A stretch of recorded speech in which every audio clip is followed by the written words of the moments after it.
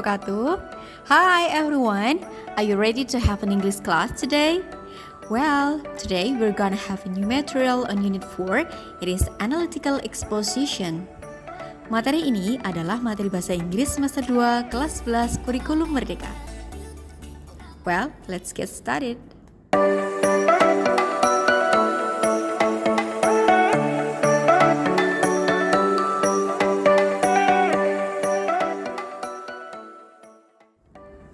Oke kelas, salah satu jenis teks yang umum dijumpai adalah teks eksposisi yang bertujuan untuk menjelaskan suatu isu dan pandangan penulis tentang hal tersebut. Apakah kamu pernah menulis atau melihat teks eksposisi? Sebenarnya, kita bisa menemukan teks eksposisi di artikel ilmiah, kemudian kita juga bisa menemukannya di jurnal, majalah, dan juga di bagian tajuk rencana di surat kabar. Nah, kemudian teks eksposisi itu sebenarnya ada dua atau terbagi menjadi dua, yaitu yang pertama adalah analytical exposition dan yang kedua adalah hortatory exposition. Learning objectives atau tujuan pembelajaran dari chapter ini sebenarnya ada tiga. Yang pertama adalah identify social functions, text structures, and linguistic elements of an analytical exposition text. Kemudian ada create an analytical exposition text. Dan yang ketiga ada present an analytical exposition text. Tapi hari ini kita hanya akan berkonsentrasi di identify social functions, text structures, and linguistic elements of an analytical exposition text, atau mengidentifikasi fungsi sosial, struktur teks, dan juga unsur kebahasaan dari sebuah teks eksposisi analitis atau analytical exposition. So, what is an analytical exposition text? Apa sih teks eksposisi analitis itu? An analytical exposition text is a text that elaborates the writer's idea about an issue.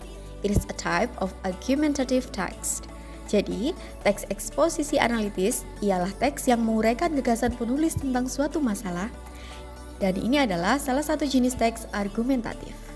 And now, the social function of analytical exposition text is to persuade the readers or the listeners that the phenomena or issues are important or worth to discuss. Jadi, fungsi sosial teks eksposisi analitis adalah untuk meyakinkan pembaca atau pendengar bahwa fenomena atau masalah tersebut memang penting atau layak untuk didiskusikan. Selanjutnya, kita akan tahu tentang struktur dari analytical exposition text. Yang pertama yaitu thesis, introducing the topic and indicating the writer's position. Di dalam tesis ini berisi memperkenalkan topik yang akan dibahas dan menandakan posisi si penulis, apakah si penulis ini setuju atau tidak setuju dengan topik yang sedang dibahas tersebut. Biasanya untuk tesis ini ada di paragraf pertama.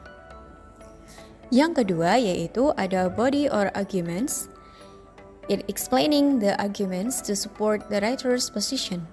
Jadi di sini penulis menyampaikan argumen-argumen untuk mendukung posisi penulis terhadap topik yang sedang dibahas, supaya pembaca merasa bahwa topik tersebut memang penting. Body or arguments ini biasanya ada di paragraf 2, 3, 4, dan seterusnya, tergantung dari berapa argumen yang akan disampaikan oleh si penulis ini.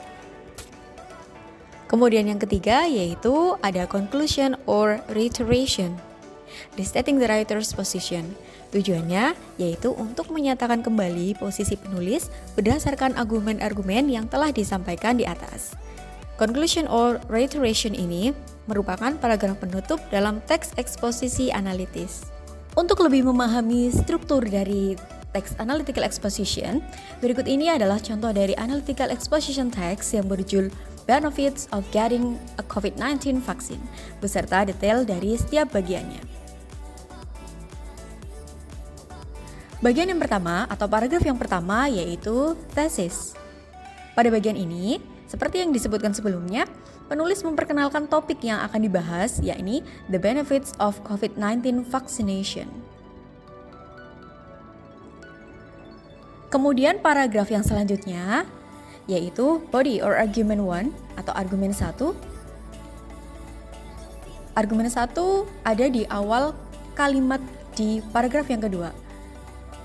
yaitu first, vaccines can prevent COVID-19 from infecting your body. Nah, di setiap argumen diikuti dengan supporting evidence atau bukti pendukung atau argumen pendukung. Yang pertama yaitu vaccines are currently available to protect against at least 20 diseases such as diphtheria, tetanus, pertussis, influenza, and measles. Yang kedua, according to World Health Organization, the presence of existing vaccines is estimated to have prevented 2 or 3 million deaths each year. Dan yang ketiga, COVID-19 vaccination can protect you by creating antibodies or the immune system in the body to fight the SARS-CoV-2 virus, which causes COVID-19 disease.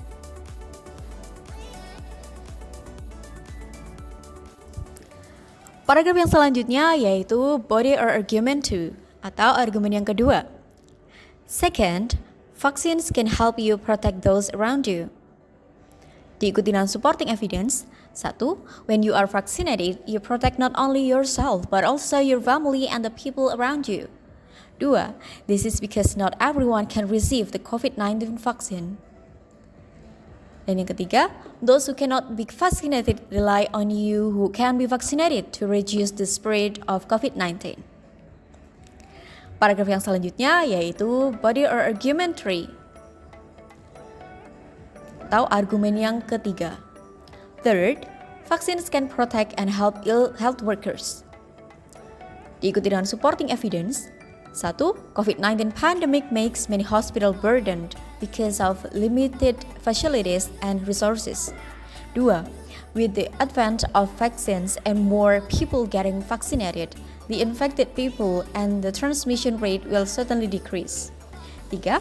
Health workers can dedicate their efforts, funds, and equipment to helping patients with severe symptoms or other diseases and preventing the build-up of patients in the hospitals. Paragraf yang terakhir yaitu conclusion or reiteration. Di sini, the three benefits above are some of many benefits of getting vaccine. There are indeed many other benefits of getting vaccine. Paragraf ini merupakan paragraf penutup dari sebuah analytical exposition text. Language features atau unsur kebahasaan dalam sebuah teks analytical exposition. Yang pertama yaitu using internal conjunction atau menggunakan kata penghubung internal. Apa sih kata penghubung internal? Kata penghubung internal yaitu kata yang digunakan untuk menghubungkan antar argumen. Sebagai contoh, penggunaan kata first atau yang artinya adalah yang pertama, kemudian second atau yang kedua, third, yang ketiga, ada next atau selanjutnya, dan juga ada finally atau akhirnya.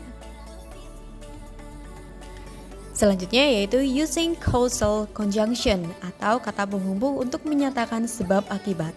Sebagai contohnya yaitu menggunakan kata although, as a result, because, so, due to, dan lain sebagainya. Yang ketiga yaitu using contrastive conjunction atau menggunakan kata penghubung kontra. For example, but, however, nevertheless, and etc. Yang terakhir yaitu penggunaan simple present tense. For example, this reduces the burden on health workers and health facilities. So, that's all my explanation about analytical exposition text. See you on the next video. Have a nice day. Thanks for watching. Wassalamualaikum warahmatullahi wabarakatuh. Goodbye.